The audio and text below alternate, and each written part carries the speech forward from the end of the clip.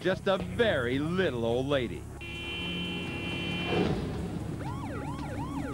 Now let's see some bad driving from an officer's point of view.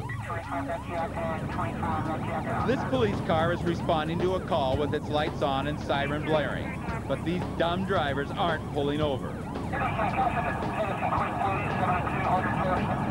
This one forces the officer to swerve to avoid a collision, and now he's traveling the wrong way on a busy highway.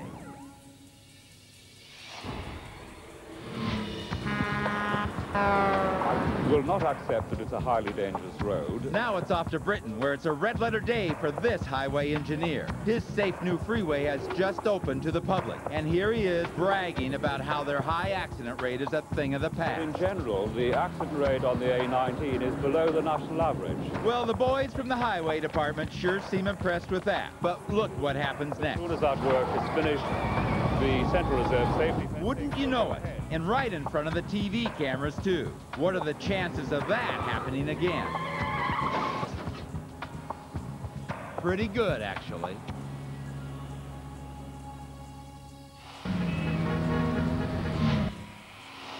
And now a dumb driver who was pulled over for a traffic violation. Sir, put your hands behind your back. But before you know it, he's leading the cops on a high-speed chase, on foot. Finally, he jumps in his car and speeds off. 805, gentlemen, we need some help out here. It's not exactly a clean getaway, though, considering there's a cop with a gun in the front seat next to him. Now, here's something special for those of you who are tired of taking out the garbage. Meet a sanitation crew that makes house calls. And what do garbage truck drivers have to say for themselves? I really have no comment.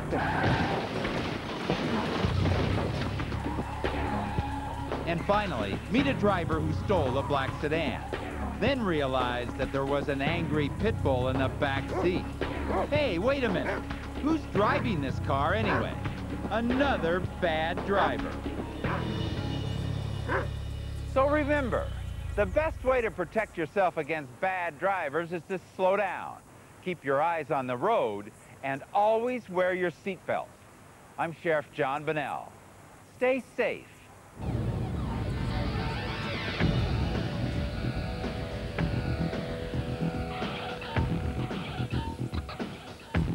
At the same time on Friday, a brand new one-hour special catches criminals red-handed in Really Caught in the Act 7. Next tonight, Sky One's as our series Hot Summer Down Under continues.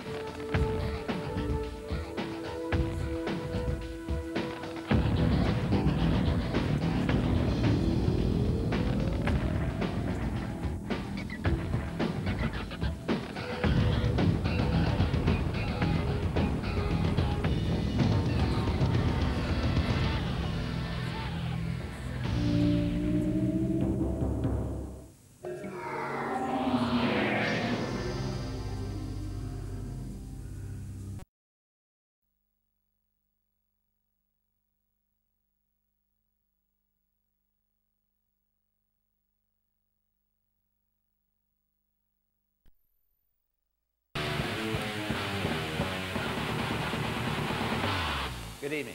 I'm Sheriff John Bunnell. Once the police catch a criminal and the courts convict him, it's up to our nation's correctional officers to keep him safely locked behind bars.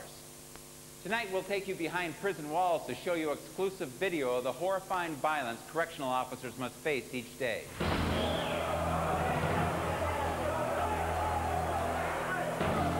Cheshire Correctional Center, Cheshire, Connecticut. Inmates and correctional officers battle it out in the prison chapel. What begins as an opportunity for rival gangs to peacefully reconcile a disagreement suddenly erupts into a violent free-for-all.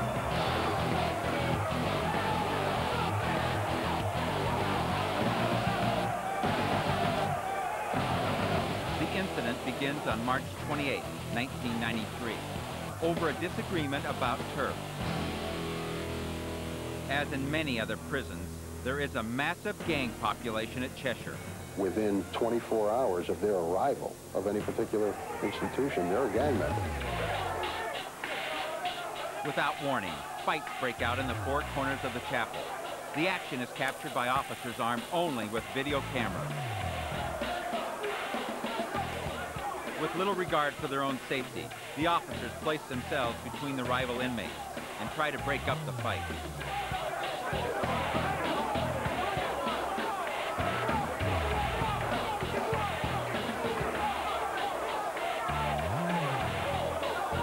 No sooner do the officers break up a fight than another one begins. The outnumbered officers take a beating. They are forced to call for backup. The riot lasts nearly the entire day before the officers are finally able to bring it under control. Amazingly, no one is seriously injured. As a result of incidents like this, gang activity at Cheshire is now more closely monitored.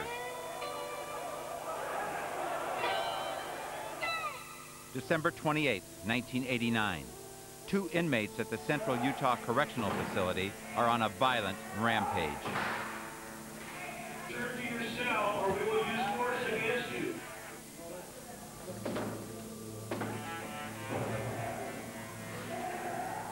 I'm giving you a direct order. Return to your cell. We're going to kill what do you think of that? We were briefed that the inmates, they believed them to be intoxicated. They observed them handing drinks out from one of the cells. Fueled by the cheers of their fellow inmates, the crazed criminals go berserk. Watch as they try to destroy everything within their reach. As the SWAT team prepares to enter the cell block, one of the inmates brandishes a weapon. The prisoner wields what's called a shank, jailhouse slang for a makeshift weapon.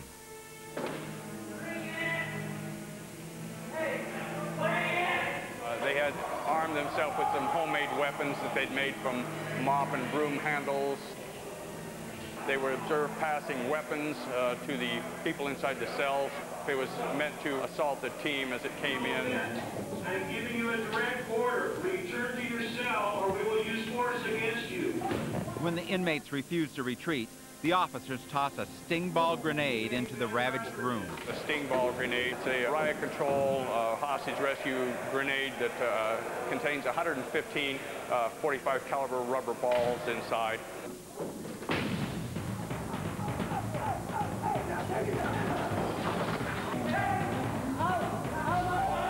The once cocky inmates surrender immediately. You ready to touch the steps? Turn around, back down. Slow. Turn around, back down. Slow. Move away from the window. Get back to your cell. The officers have good reason for not going upstairs. The inmates have set a trap. The steps are greased with Vaseline. Rather than have our officers trying to go up the stairs and slipping and falling, we brought him down. We figured he put it there, he'd know where to step. After an hour of mayhem, order is once again restored. Arizona State Prison, Tucson. The inmates at this maximum security prison use their recreation time to work out. Everything in the yard looks normal until this brutal attack. Watch as this unsuspecting inmate is clubbed with a solid steel weight bar. It clearly looks like it was pre-planned. If you watch the tape, I mean, obviously someone went over, talked to the victim, led him over to where the assault was. I mean, and as you see it, it almost became mechanical.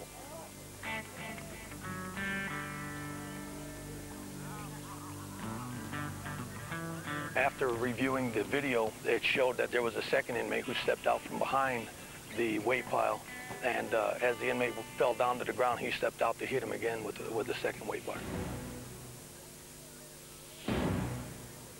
The attackers disappear into the crowd.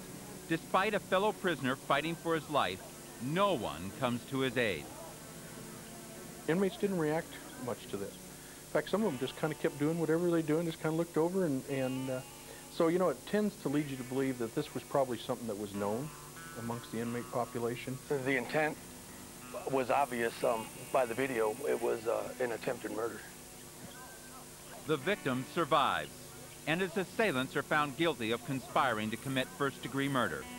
Because of the assault, both men will spend the rest of their lives behind bars, and most weightlifting equipment has been removed from Arizona state prisons. Of violence and has made numerous threats against a female deputy sheriff. The officers have already placed handcuffs on the inmate's wrists, but this precautionary tactic isn't enough to restrain this extremely violent woman. This is the officer she's been threatening. Even though the inmate is surrounded by several officers, she seizes the opportunity to make good on her promise. If we take David out of here, Joe, you As the inmate is wrestled to the ground, she taunts her victim. The sudden attack leaves the deputy with severe neck injuries that force her into early retirement. Because of the assault, the inmate is sentenced to an additional 25 years in prison. It is 7 p.m. in this maximum security mess hall, and the inmates are preparing to eat dinner. But this man isn't looking for a hot meal. He's looking for revenge. With a shank in his right hand, he strikes suddenly and without warning. You got a weapon? Yeah, guy's got a shank. You know what his name is? No. The officers' voices can be heard as they videotape the attack from their command post. All right, you with the shank, report to the exit cage now. But all they can do is wait until the SWAT team arrives.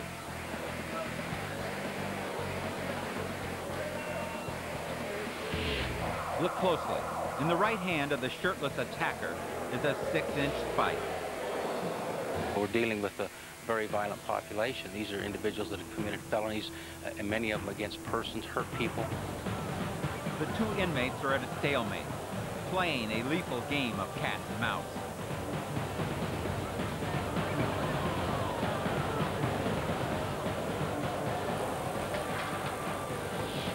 The unarmed prisoner picks up a metal tray to defend himself as the officers try to engineer his flight to safety. Open this gate. Open this gate so you can run into it. Get ready to shut this gate.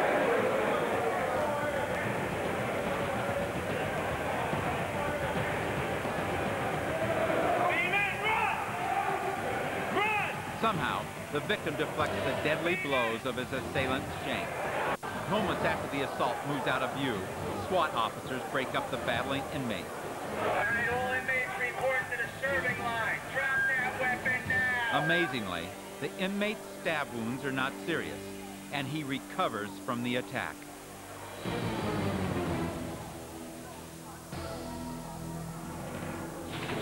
The inmates in a prison are amazing. They can take and make something dangerous from what people would normally consider nothing. Witness this potentially lethal dart gun, made from writing paper, underwear elastic, and a plastic spoon.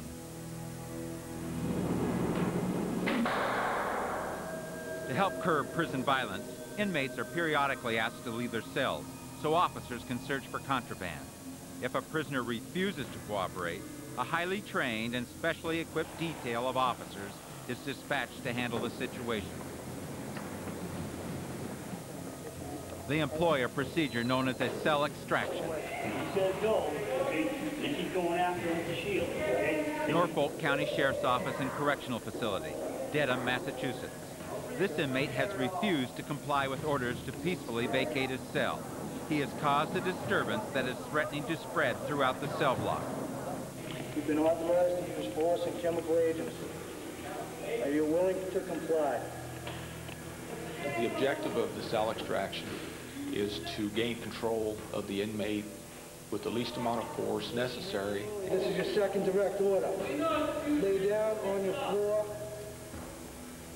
I didn't do anything. You have no reason to come in here.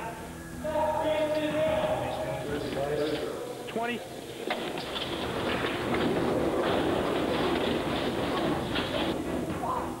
Once the inmate is fully restrained, he will be picked up by the team, 2 men on the legs, 2 men on the arms and shoulders, and 1 man will be in control of the head.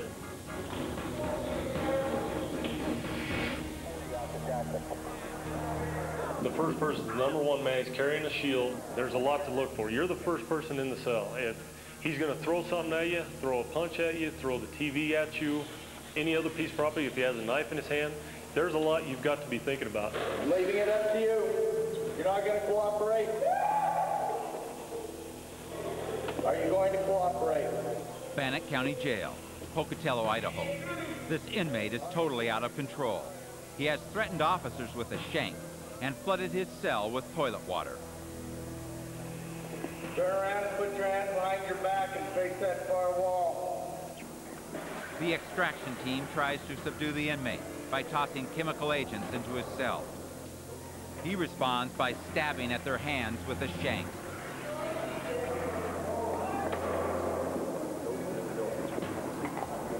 The officers have no choice but to storm in. Once the number one person feels it's safe to go in the door, the team leader will give the direction to open the door and the entry will be done. The adrenaline is really pumping. Everyone is extremely focused on their assignments, focused on getting the job done.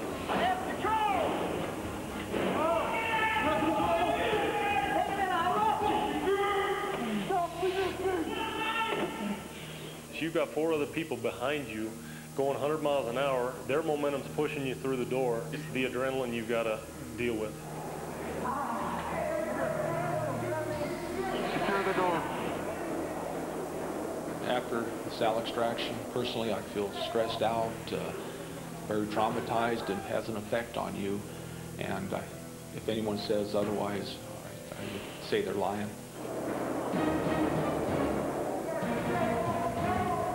Sometimes it's getting the prisoners into their cells that's the problem. This is surveillance video taken inside the main correctional institute. It's lights out, and officers are locking up for the night. In the upper left quadrant, an officer is attempting to put 2 inmates into their cells. The first prisoner complies, but the second refuses. The officer calls for backup on his walkie-talkie.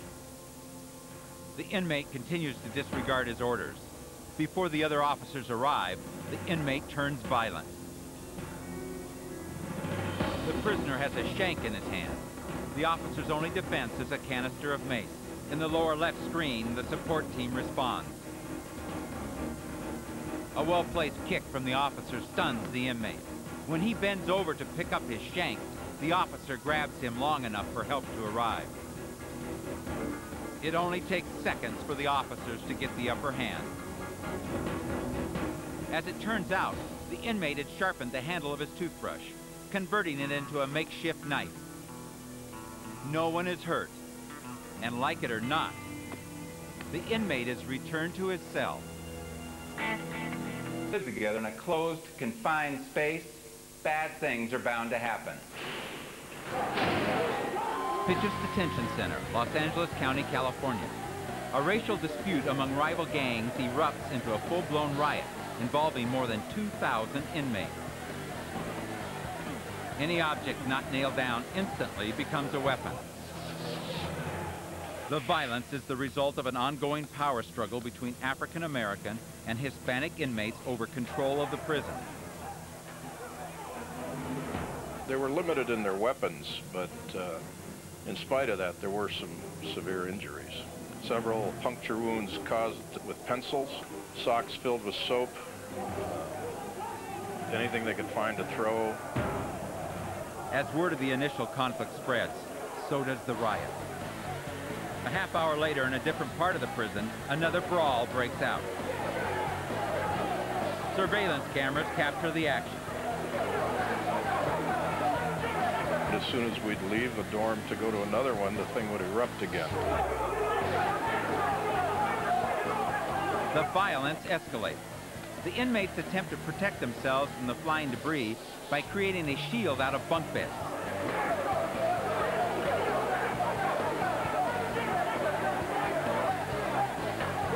Later that evening, 2 other fights break out. Deputies work quickly to bring them under control. The 4-day riot is one of the worst in the prison's history. 110 inmates are injured, 9 of them requiring hospitalization.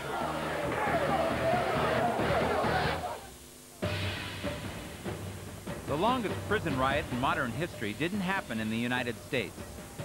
It took place here in Manchester, England. at the Strange Ways prison, when inmates took over the facility for 25 days.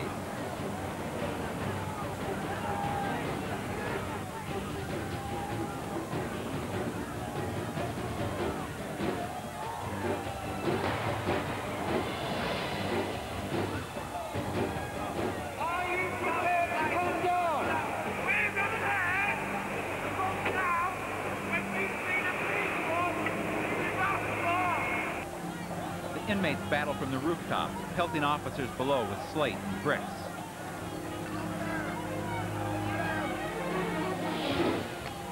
The only thing I can say is that in there it is turmoil.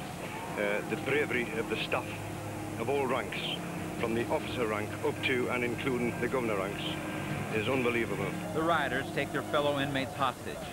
This shirtless man, a convicted sex offender, is bound at the ankles.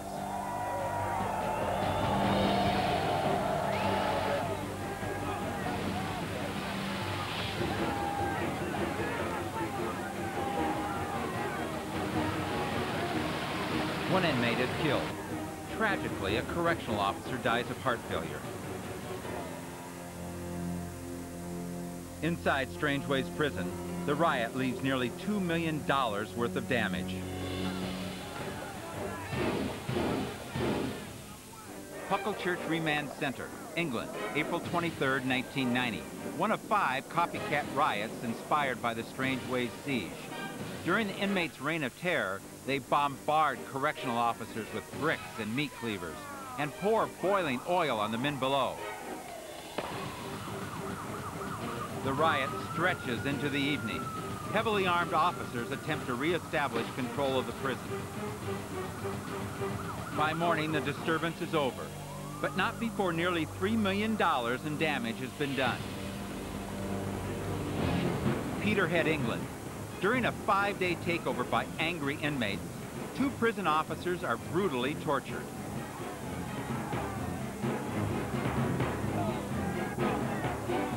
One of the captive officers is brought out on the roof, shackled in chains. An inmate threatens his helpless captive with a hammer to the head. 4 prisoners are sentenced to an additional 27 years for their part in the riot. Fortunately, all of the officers are eventually released. Barlinnie Prison, Scotland. Inmates seize control of a prison wing and take 3 officers hostage. These men in uniform are not officers. They are prisoners. Now the tables have turned. The captives have become the captors. As long as nobody comes into this home. Throughout the 4-day siege, 37 officers are injured. The 3 captives are released unharmed. Campo Grande Prison, Espírito Santo, Brazil. Enraged inmates hold prison officials captive during 4 days of rioting. When one of the inmates refuses to take part in the disturbance, he is tossed from a hole in the prison wall. Incredibly, he survives the fall. Lima, Peru. While police attempt to transfer 150 inmates, the prisoners launch a daring attack. Visiting families are caught in the crossfire.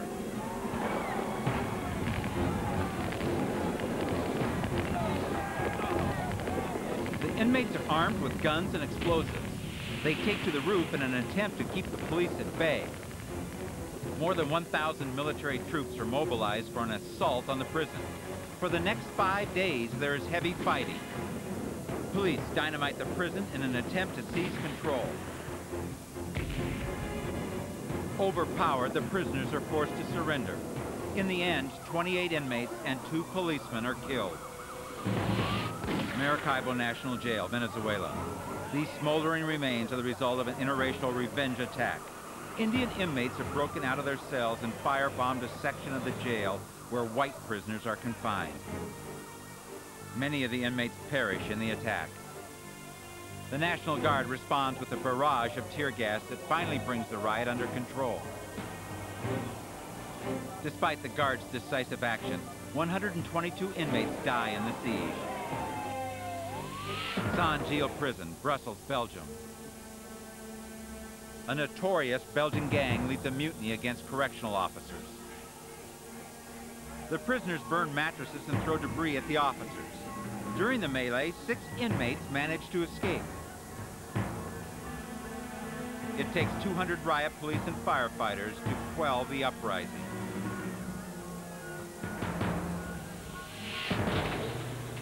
Sao Paulo, Brazil.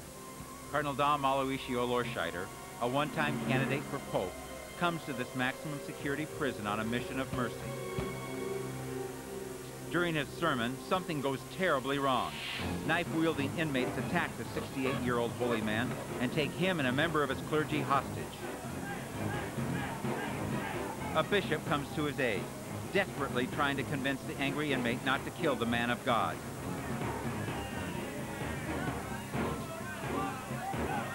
After 18 hours of negotiation, the cardinal and bishop are released unharmed. Copenhagen, Denmark. A television cameraman has received a tip. A jailbreak is about to take place at nearby Vridløselilla prison. Suddenly, while the camera is running, he hears a commotion. Emerging from a cloud of debris is a 20-ton bulldozer. It is slammed into the exterior of the prison, knocking a gaping hole in the wall. 13 inmates burst through the hole and escape.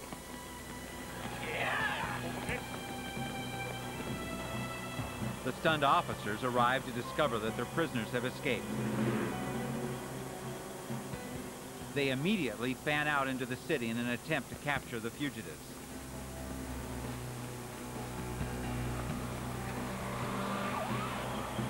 Embarrassed by this brazen prison break, one officer attempts to cover the camera lens.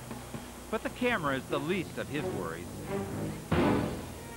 All of the escaped inmates are eventually captured. Amazingly, it is not illegal in Denmark to plan an escape or to flee prison. With laws like that, the life of a Danish correctional officer must be very difficult, increasingly agitated. He removes his belt and tries to use it to yank a surveillance camera off the wall. Central control alerts the officers who are about to enter the holding cell. Knowing that the man is capable of violent behavior, the officers cautiously approach the door.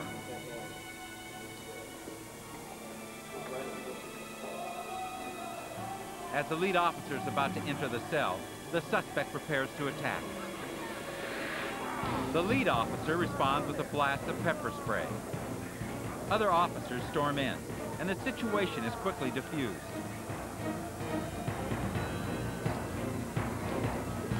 Incredibly, the suspect is back on the streets less than 24 hours later when his wife posts his bail. Sometimes, it only takes one inmate to cause a riot.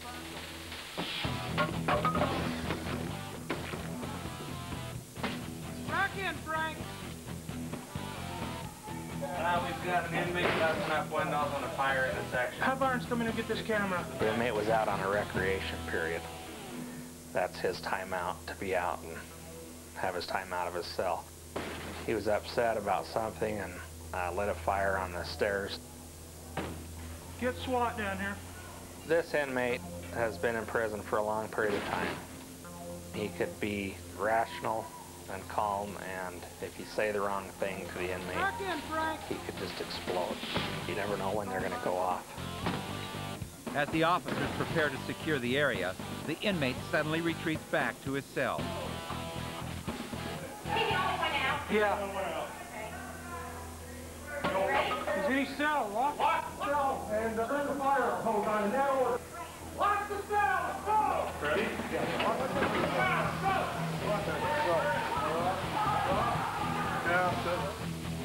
The inmate was removed from the section without any type of force and looked at by medical personnel and put back in the cell.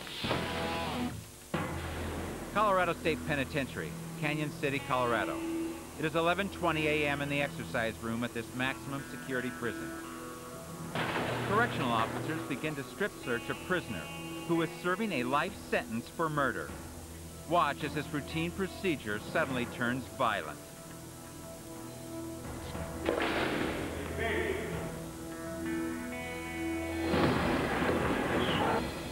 Look again as the prisoner's wrist restraints are removed. He was very violent that morning, out of control. He hit our lieutenant in the jaw.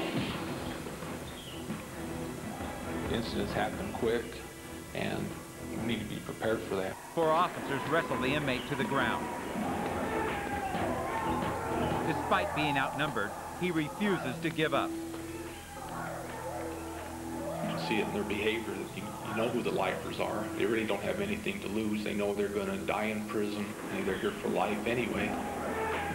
In order to subdue the out-of-control inmate, the officers have no choice but to shock him with a powerful electric stun gun. And as if it matters, the prisoner gets another 10 years tacked onto his life sentence.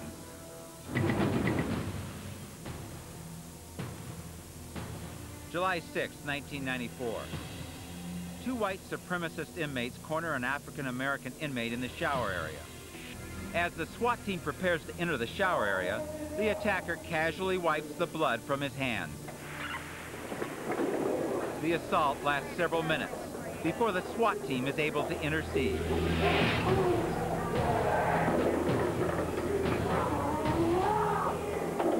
The suspects are apprehended. Central Utah Correctional Facility, Gunnison, Utah, August 10, 1993. Correctional officers take refuge in the prison control room as more than a dozen inmates riot in cell block 1. Some inmates wear masks and use toothpaste to stick paper on the windows to conceal their identities. When their demands weren't being met as quickly as they wanted, they started to riot. This meant ripping a shower door off its hinges. Here goes. The officers tell the inmates to rack in. In prison lingo, that means return to your cells. Rack in now, this is the direct order. Rack in, I'm taking names. Rack in. The orders go unheeded, and the besieged officers can only wait until the SWAT team arrives on the scene. Control room door. The control room.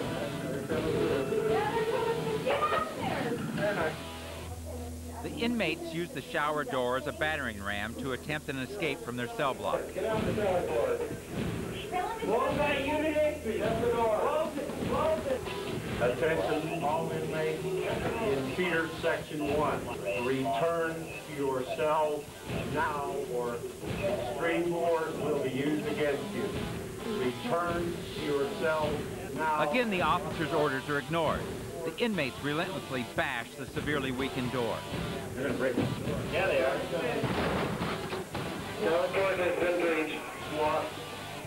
The inmates pour into another restricted area. They attack the nerve center of the prison, the control room.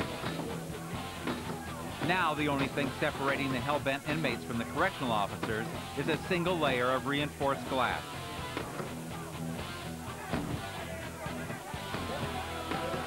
When the SWAT team finally arrives, the inmates frantically retreat. We knew the inmates had weapons.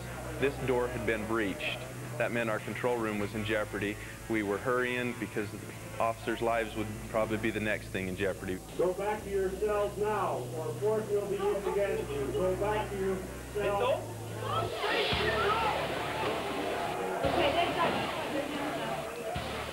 After us, there is nobody else. So we have to accomplish our mission and get our tasks done. Of the 14 active participants in the disturbance, 8 are convicted of criminal charges.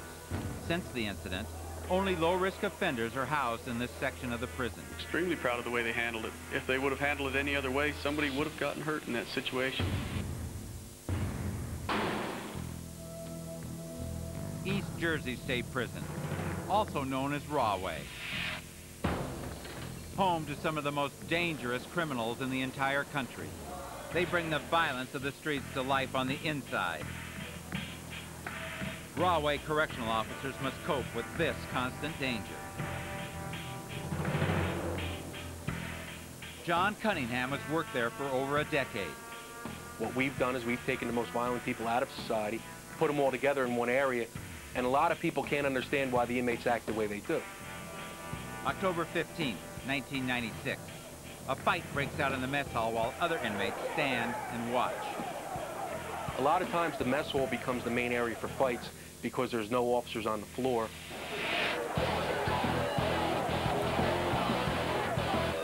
With 500 inmates in one room, it is simply too dangerous for the correctional officers to intercede. People feel we take too long to enter the mess hall. Our primary concern is our safety. When an incident occurs in the mess hall, we like to assess the situation because of the great number of inmates inside.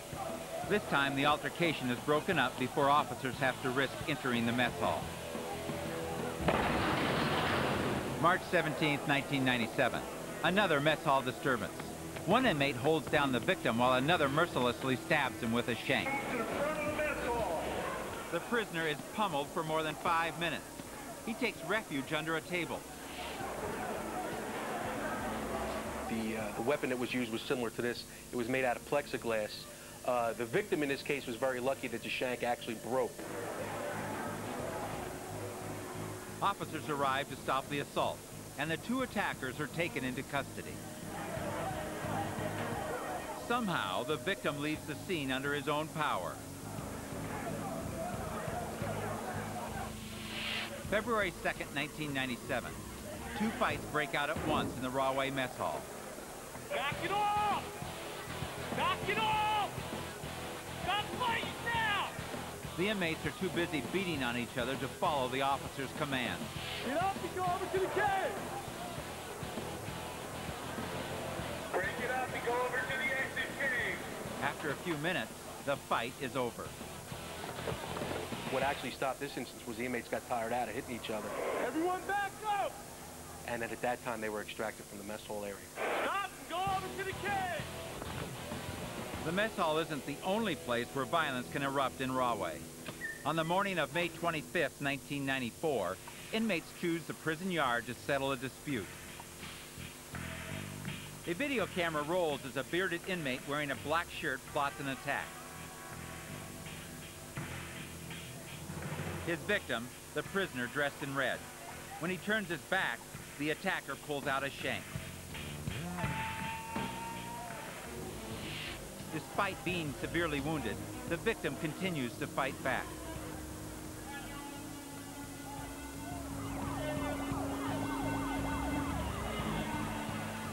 Watch as the video reveals how an accomplice helped set up the attack.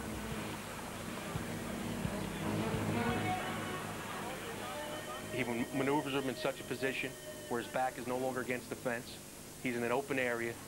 So then the assailant in this case can sneak up behind him and stab him before he has a chance to fend off his attacker.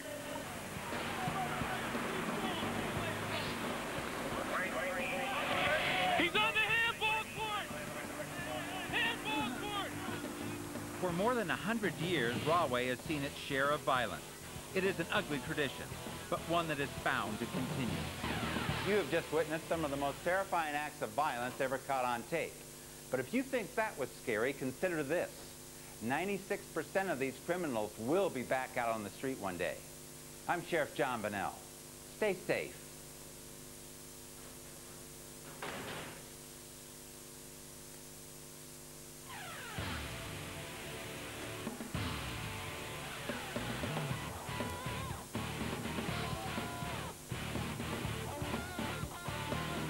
We're back on the streets next as our night of crime continues on patrol and in the line of fire. The boys in blue dodge the bullets in the world's scariest police shootouts too.